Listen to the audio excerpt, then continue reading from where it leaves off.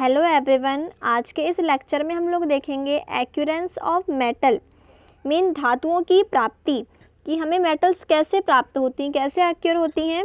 सो चलो देखते हैं। The earth crust is the major source of metal. जो भूपर्वटी होती है वह हमारे बोलना चाहिए धातुओं की मुख्य स्रोत होती है। मेटल्स की मेन सोर्स कौन होती है? हमारी अर्थ क्रस्ट होती है।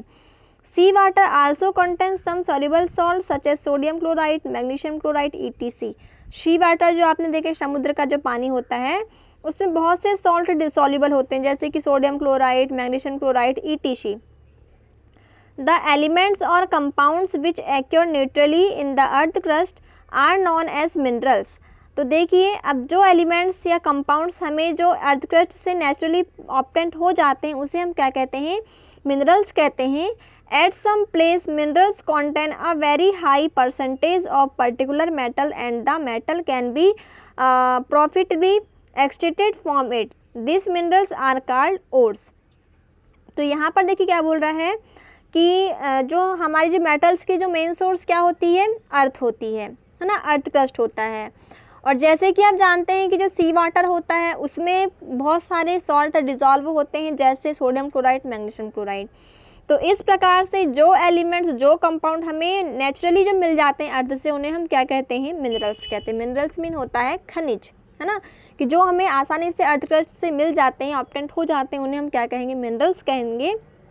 लेकिन at some place minerals contain a very high percentage of particular metal and then metal can be profitably extracted from it.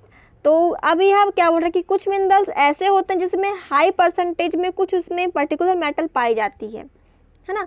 मतलब उसमें सबसे कुछ ऐसे जैसे कि कंपाउंड के फॉर्म में रहते होंगे, SO2, CO2 या फिर ALO2 या ALS2 इस टाइप से रहते हैं। तो ऐसे कंपाउंड में कुछ जो जिस कंपाउंड जो एलिमेंट्स से मिलकर जो कंपाउंड मिला है तो उसमें कुछ एलिमेंट्स का परसेंटेज बहुत ज़्यादा मात्रा में होता है। तो उन एलिमेंट्स को उस मिनरल्स से एक्सट्रैक्ट करना, निकालना ही क्या कहलाते हैं? उन निकालने के बाद, है ना, निकालते हैं तो ऐसे मिनरल्स क्या कहलाते हैं?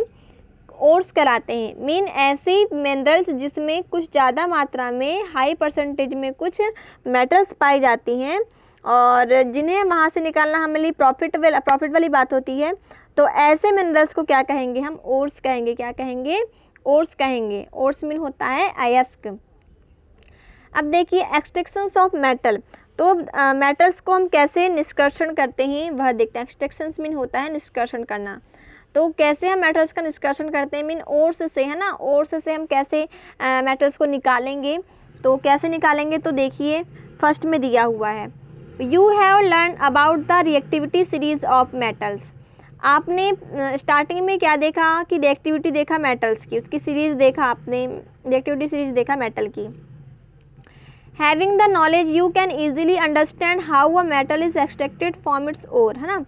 तो यू कैन ईजिली अंडरस्टैंड, तो क्या बोल रहा है? Having this knowledge you can easily understand how a metal is extracted from it's ores. तो देखिए इसलिए हम आसानी से समझ सकते हैं कि किस प्रकार से हम ओर्स से मेटल्स का एक्सट्रैक्शन कैसे करें। तो देखिए, some metals are found in the earth crust in the free stage. कुछ मेटल्स अर्थ क्रस्ट में फ्री स्टेज में पाई जाती हैं। Some are found in the form of their compound. कुछ मेटल्स उनके कंपाउंड के फॉर्म में पाई जाती हैं। The metal at the bottom of the activity series are the least reactivity, these are often found in free. फिर हमने देखा था कि जो रिएक्टिविटी सीरीज देखा था हमने, तो देखिए यहाँ पर रिएक्टिविटी सीरीज ये दी हुई है आपकी, है ना।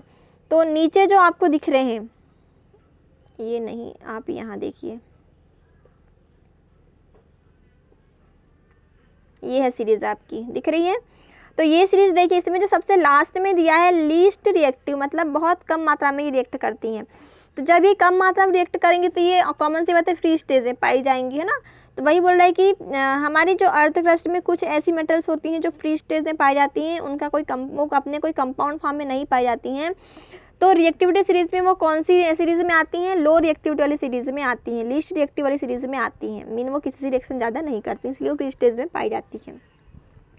दे are often found in free state, तो हम उससे फ्री स्टेट में ऑप्टेन कर सकते हैं। तो ये तो सिंपल हो गया। For example gold, silver, platinum, copper are found in the free state. Example के थ्रू देख लें हम, तो गोल्ड हो गया, सिल्वर हो गया, प्लेटिनम हो गया, कॉपर हो गया, ये क्या होती हैं, फ्री स्टेट में पाई जाती हैं। अब देखिए copper and silver are also found in the combined state. अब जो कॉपर और जो सिल्वर होते हैं वह अपने कंपाउंड स्टेट में भी कभी कभी पाई जाती हैं, अपने सल्फाइड और ऑक्साइड के फॉर्म में। ठीक है, किस फॉर्म में, सल्फाइड एंड ऑक्साइड के फॉर्म में, ओर्स जिसे हम कहते हैं। The metal at the top of the activity series potassium, sodium, calcium, magnesium, aluminium are so reactive then that they are never found in nature in free elements. फिर हमने देखा जो सबसे टॉप में, जो रिएक्टिविटी सीरीज में सबसे जो टॉप में जो एलिमेंट्स थी कौन कौन सी थी, potassium, sodium, calcium, magnesium, aluminium. तो इतनी हाई रिएक्टिव होती हैं कि ये कभी भी फ्री स्टेट में नहीं पाई जाती हैं नेचर में, ये हमेशा अपने कंपाउंड के फॉर्म में पाई जाती हैं। तो अब देखिए the metal in the middle of the activity series. फिर हमने कुछ मेटल्स देखा था जो अपनी जो मिडिल एक्टिविटी में पाई गई थी, जो मतलब ना तो ज़्यादा रिएक्शन करती ना कम करती, मिडिल स्टेज में पाई जाती हैं। तो वो कौन सी हैं, जिंक, आयरन, लेड, ईटीसी। कौन कौन सी हैं, zinc, iron, lead, etc. Are moderately reactive, ये कैसी होती हैं, थोड़ी सी मतलब ये बीच में आती हैं, ये ना तो ये ज़्यादा रिएक्टिव होती है ना कम होती हैं, तो ये मॉडरेटिवली रिएक्टिव होती हैं। They are found in the earth crust mainly are oxide और सल्फाइड और कार्बोनेट। तो ये जो होती हैं, जो मॉडरेटली रिएक्टिव होती हैं, ये किस फॉर्म में पाई जाती हैं, ऑक्साइड, सल्फाइड या कार्बोनेट्स के फॉर्म में पाई जाती हैं। You will found that the ores of many metals are oxide। तो क्या बोल रहा है, you will find the ores of many metals are oxide। तो आप जो कुछ ores देखेंगे वह बहुत से मेटल ऑक्साइड के फॉर्म में आपको मिलेंगे। This is because oxygen is very reactive elements and very abundant on the earth। तो बहुत से जो ओर्स होते हैं वो ऑक्साइड के फॉर्म में क्यों मिलेंगे, क्योंकि हमारी जो अर्थ है उसमें हाई परसेंटेज में सबसे ज़्यादा मात्रा में हमें ऑक्सीजन मिलेगी, और ऑक्सीजन में क्या होती है, बहुत रिएक्टिविटी वाली जो बोलना चाहिए गैस है, जो किसी से भी रिएक्शन कर लेती है, इसलिए मेनली जो ज़्यादातर मात्रा में जो पाए जाते हैं ओर्स वो ऑक्साइड के फॉर्म में पाए जाते हैं। Thus on the basis of reactivity we can group the metal into the following 3 categories। तो इस प्रकार से हमने मेटल की रिएक्टिविटी के बेस में हम इन्हें 3 ग्रुप में डिवाइड कर सकते हैं। फर्स्ट है मेटल्स ऑफ लो रिएक्टिव, ऐसी metals of low reactive mean ऐसी मेटल्स जो बहुत कम रिएक्शन करती हैं। तो फर्स्ट हमने क्या डिवाइड किया, metals of low reactive. Second metals of medium reactivity, ऐसी मेटल्स जो मीडियम रिएक्टिविटी करती हैं वो। और third metals of high reactivity mean ऐसी मेटल्स जो ज़्यादा बहुत तेज़ मात्रा में रिएक्टिव करती हैं। तो different technique are to be use for obtain the metal following in each category. तो हम अलग अलग टेक्निक से हम इन्हें फिर और मेटल्स के फॉर्म में से हम निकाल लेते हैं, मेटल्स निकाल लेते हैं नोट से। तो देखिए several step are involve in the extractions of pure metal from the ores. तो अभी हमने देखा था कि ऐसे मिनरल्स जिनमें हाई परसेंटेज में कुछ मेटल्स पाए जाते हैं उन्हें हम ओर्स कहते हैं। अब उन ओर्स में से मेटल्स को कैसे अलग करना है, कैसे निकालना है, तो उसके लिए कुछ प्रोसेस होती है जिसे एक्सट्रैक्शन कहते हैं, डिस्कशन करते हैं। तो एक्सट्रैक्शन के भी कुछ स्टेप होते हैं, तो कुछ स्टेप क्या क्या होते हैं हम देखते हैं। A summary of this step in given figure 3.10, each step is explained in the details in the following section। तो आपको जो यहाँ पर जो आपको पूरी की पूरी समरी दी है, पूरा दिया हुआ है किस कौन सा ओर्स किस टाइप से एक्सट्रैक्ट कर सकते हैं, इसके बारे में फिर नीचे अलग से एक एक पॉइंट को यहाँ पर समझाया है। तो मैं आपको टेबल एक बार समझाने की कोशिश करती हूँ, आई थिंक आप लोगों को समझ में आए। तो देखिए हमें क्या करना है, ओर्स से हमें मेटल्स को एक्सट्रैक्ट करना है। तो सबसे पहले तो ऊपर में क्या आ जाएगा, हमारा ओर आ जाएगा, ये उससे हमें कंसंट्रेट करना है, और का क्या करना है, कंसंट्रेशन करना है। तो हमने पहले ओर्स को 3 टाइप में डिवाइड किया, मतलब सॉरी मेटल्स को 3 टाइप में डिवाइड किया कि किस किस टाइप की मेटल्स होती हैं ओर्स में। तो एक तो होंगी मेटल ऑफ हाई रिएक्टिविटी वाली मेटल्स, हाई रिएक्टिविटी वाली मेटल्स। सेकंड होंगी मीडियम रिएक्टिविटी वाली मेटल्स एंड थर्ड होगी क्या, लो रिएक्टिविटी वाली मेटल्स। ठीक है,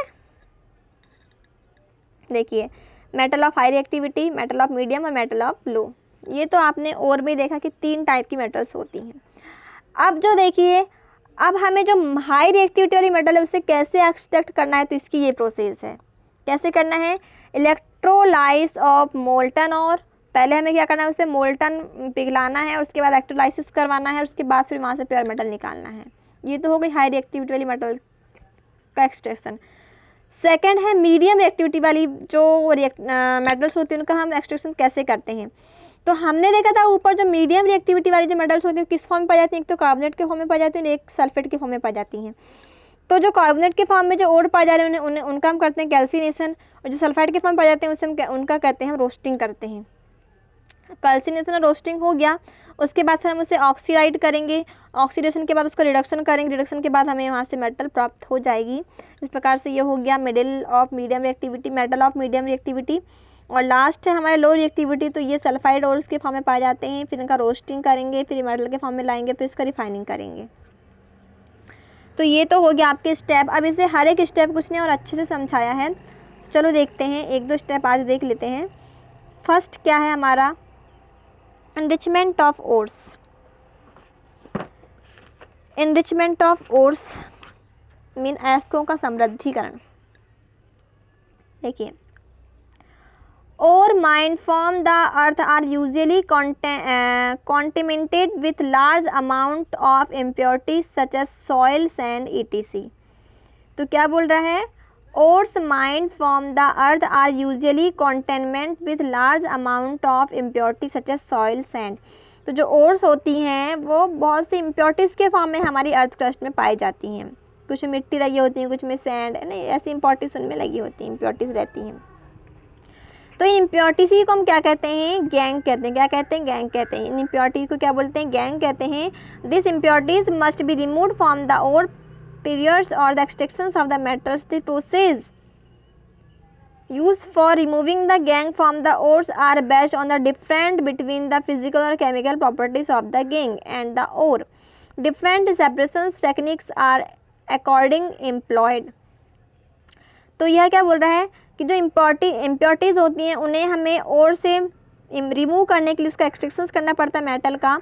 और ये जो प्रोसेस होती है, this process used for removing the gang from the ores. और ये जो प्रोसेस होती है किसी भी मेटल से गैंग को रिमूव करने के लिए, तो ये किस बेस में होती है, उस मेटल या ओर की फिजिकल और केमिकल प्रॉपर्टीज़ के बेस में हम प्रोसेस होती है। ठीक है, तो different separation technique are according employed. तो इस प्रकार से अलग अलग प्रोसेस, अलग अलग टेक्निक कैसी होती हैं देखिए, और उसको अलग, इम्प्योरिटीज़ को अलग करने की।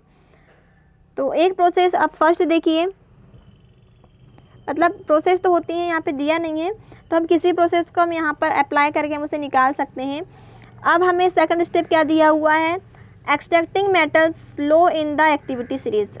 अब हम उसमें आ जाएंगे, ये इसमें आ जाएंगे। देखिए जो हमने 3 स्टेप देखा था स्टार्टिंग में, ये वाले, तो इसमें फर्स्ट वाला नहीं, फर्स्ट नहीं लास्ट वाला देख रहे हैं, लो मेटल ऑफ लो रिएक्टिविटी वाला कॉन्सेप्ट देख रहे हैं ना। देखिए, तो metal extracting metal low in activity series. तो चलिए देखते हैं।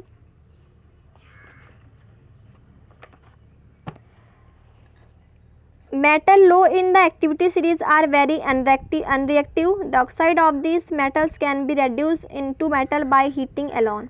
तो क्या बोल रहा है, extracting metal low in the activity series. तो metal low in the activity series are very unreactive. तो जो metals reactivity series में सबसे नीचे पाई जाती हैं, लो में पाई जाती हैं, वह क्या होती हैं, बहुत ही unreactive होती हैं। The oxide of these metals can be reduced to metal by heating alone. यदि यह ऑक्साइड के फॉर्म में है तो हम उसे रेड्यूस करके हम उसे मेटल्स के फॉर्म में प्राप्त कर सकते हैं। फॉर एग्जांपल, सिनेबार का फार्मूला होता है HgS। सिनेबार का फार्मूला क्या होता है, HgS is an ore of mercury. तो यह जो सिनेबार है मरकरी का ओर है, अयस्क है। When is heated in air, जब हम इसे एयर में हीट करेंगे तो it is first convert into mercuric oxide. तो जब हम इसे हीट करेंगे एयर की प्रेजेंट में, तो सबसे पहले किस में कन्वर्ट होगा, उसके मरकरिक ऑक्साइड में कन्वर्ट होगा। And mercury oxide is then reduce to mercury on the further heating. फिर जब हम मरकरी ऑक्साइड को हीट करेंगे, रेड्यूस करेंगे, तो यहाँ से क्या जाएगा, मरकरी हमें मिल जाएगी। तो ये प्रोसेस है। 2HgS plus CO2 is equal heat किया तो पहले ऑक्साइड के फॉर्म में चेंज हुआ, तो HgO प्लस 2SO2। फिर हमने इसे रेड्यूस किया तो HgO इजिकल क्या जाएगा, 2Hg प्लस O2। ये प्रोसेस हुई। Similarly copper which is found in Cu2S, इसी प्रकार जो कॉपर सल्फाइड के फॉर्म में पाया जाता है, तो उसे भी हम इसी प्रोसेस से सॉल्व बोलना चाहिए ऑप्टेन करेंगे कॉपर को। तो पहले हम सल्फाइड को ऑक्साइड के फॉर्म में लाएंगे और फिर ऑक्साइड का रिडक्शन करेंगे, तो वहाँ से क्या जाएगा, कॉपर हमें मिल जाएगा। ठीक है, तो ये हो गया extraction metal of low in reactivity. अब देखेंगे extraction metal in the middle of the activity series. अब ऐसी मेटल्स का एक्सट्रैक्शन करेंगे जो मिडिल सीरीज में पाई जा रही हैं, है ना, मिडिल एक्टिविटी सीरीज में पाई जा रही हैं।